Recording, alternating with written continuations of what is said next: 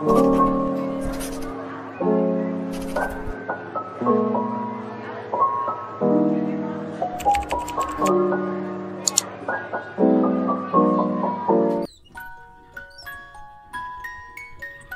is how I have organized my makeup. These are the lipstick drawers. All I have the lipsticks, eye makeup.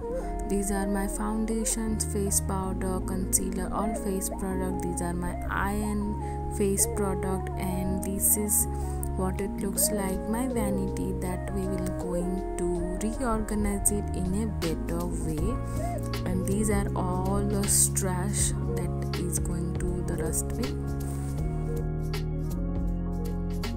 So guys, this vanity and my things were now organized, and I have cleaned up everything, but I need to make this place a little cute and sweet, and to decorate it as per my convenience and what I like.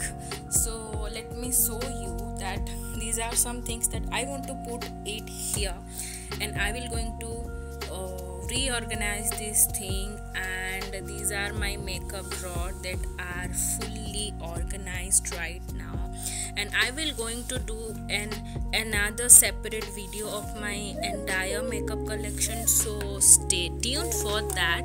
So yeah, let's just start and do this thing.